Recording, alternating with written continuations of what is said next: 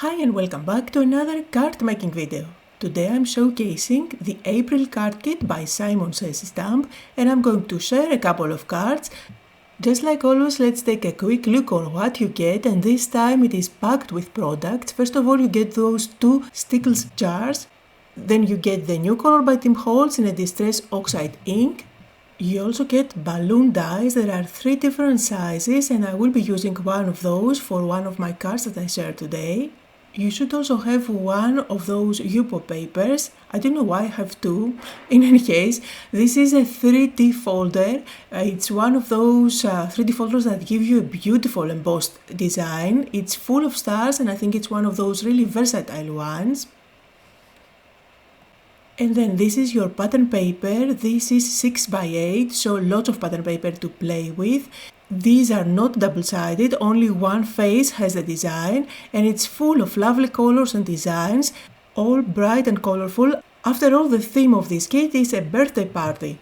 And of course the stamp set follows the same idea, lots of balloons, lots of phrases to use for birthdays, and then you do get an extra white cardstock as well as your lollipop. Today I'm going to share a couple of cards focusing mainly on the pattern paper, just like I always do. For my first card I'm going to play with this pattern paper that is full of daisies. I'm going to cut out a panel that's 3.5 by 4 3/4. Then I'm going to bring in a teeny tiny circle die from my stash. This comes from one of my nested circle dies. And I'm going to cut out a few of those centers. I decided to go with 3, you can definitely go with more. The idea is to create a shaker card having a little bit of confetti at the center of these flowers. So before I go ahead and create that shaker element, which is going to turn this panel into being quite bulky, I need to stamp my sentiment. For that I'm going with the word today from the same stamp set included in the kit. And I used Intense Black ink by SSS Stamp.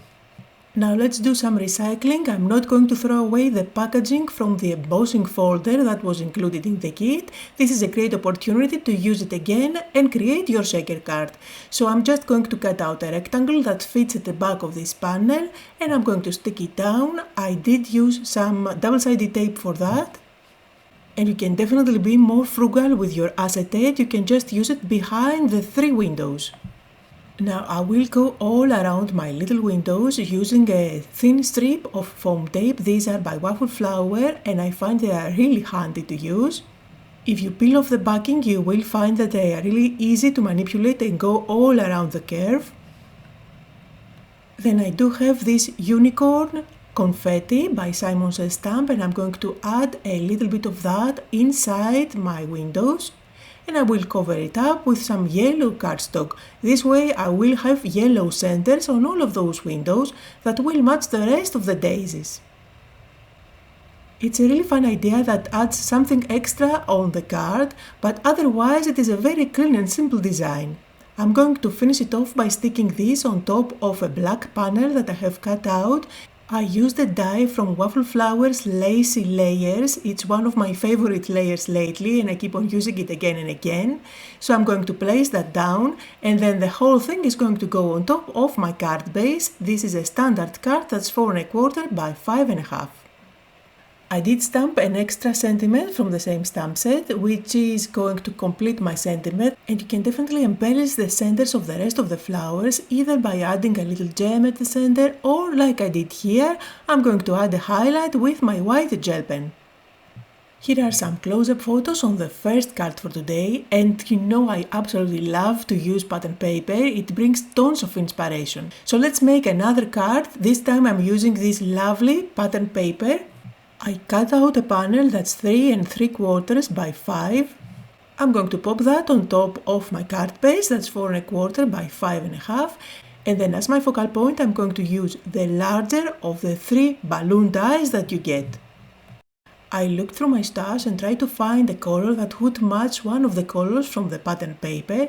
And you can go with yellow, with blue, pale pink or even ivory or even black for a big contrast. I did prep my balloon with my anti-static powder bag. Then I'm stamping my sentiment using Versamark ink. I'm applying fine white embossing powder and I'm going to heat set it. So I end up having a focal point with a sentiment on top of it. Now I'm going to add some foam tape at the back and I will make sure to cover up that hole. This way I do have some adhesive exposed on the other side and I can stick inside an extra piece that I cut out using the same balloon die from white cardstock. This way I have a highlight. To add a different type of texture, I did cut out a piece of white thread. I'm going to secure it at the back using the foam tape and then I'm going to stick the balloon on top of my card. And I don't care at all about the string, I'm just going to leave it there hanging free. I just need to trim it off and then with the rest of the string I'm just going to tie a bow at the bottom of my balloon. And you can stop right here, this can be the finishing touch. If you want, you can add some extra sparkle. I did go with white pearls, you can go with sequins, you can use gems, it's really up to you.